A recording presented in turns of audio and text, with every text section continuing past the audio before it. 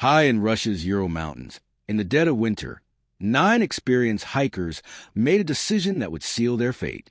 They cut their way out of their tent, fled barefoot into sub-zero darkness, and vanished into history as one of the most chilling unsolved mysteries of the 20th century.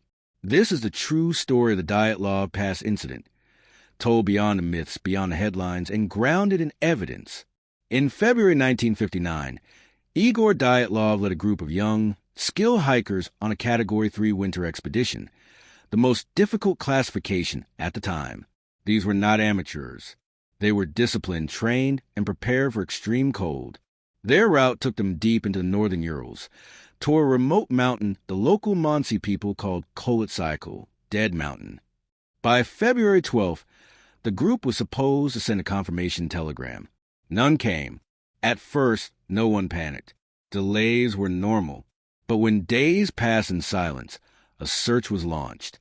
What rescuers found would haunt investigators for decades. On February 26, search teams discovered the hiker's tent on a windswept slope.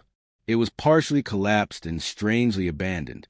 Inside were boots, heavy coats, food, cameras, everything the hikers would have needed to survive the night.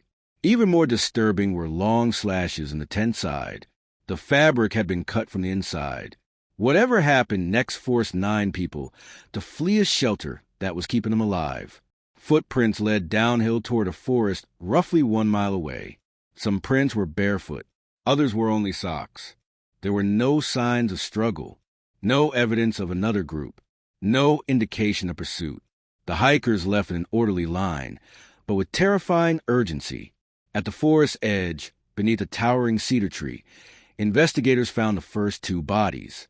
They were nearly naked, their skin discolored by extreme cold. A small fire had been built beneath the tree, its remains barely visible in the snow. Broken branches high above suggested someone had climbed in desperation, possibly to look back toward the tent on the ridge. These 2 died of hypothermia. Between the cedar tree and the tent, 3 more bodies were discovered, spaced apart as though they had been crawling or staggering uphill. They, too, succumbed to exposure. Their final moments likely involved confusion, exhaustion, and the fatal calm that precedes freezing to death. But the most disturbing discovery came months later. When the snow finally began to melt in May, searchers found the remaining 4 hikers in a ravine, buried under several meters of compacted snow. Unlike the others, these victims had suffered catastrophic injuries. Crushed rib cages, fractured skulls, and massive internal trauma.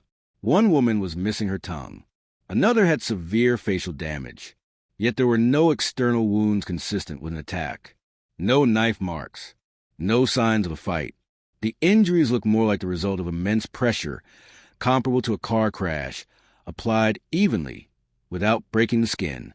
For decades, these details fueled wild theories. Soviet weapons tests, military cover-ups, UFOs, infrasound-induced madness, even mythical creatures.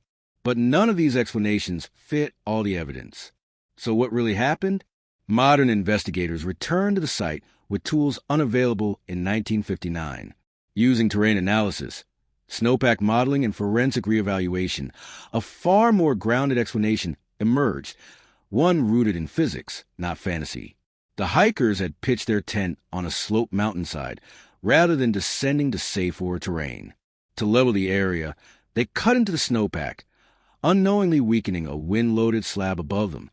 Hours later, under the force of katabatic winds and accumulating snow, that slab fractured. This was not a roaring avalanche.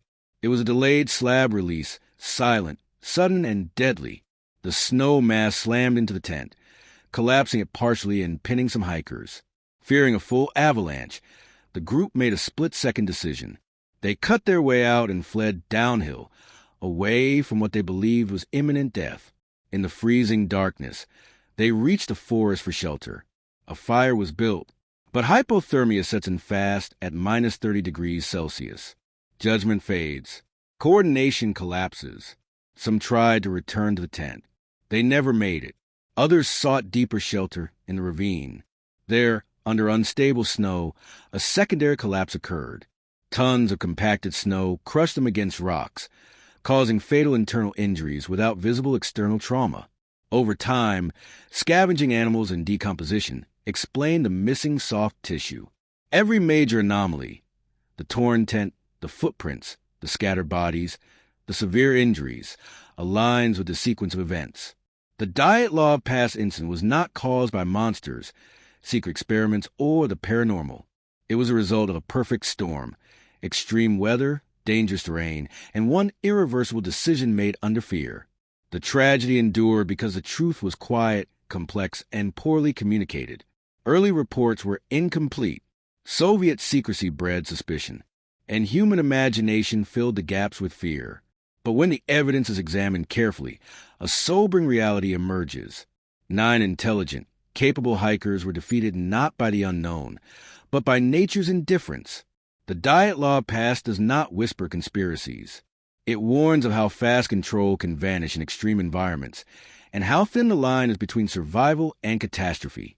More than 60 years later, the mountain still stands, silent, unforgiving, and forever marked by the night 9 people never came home.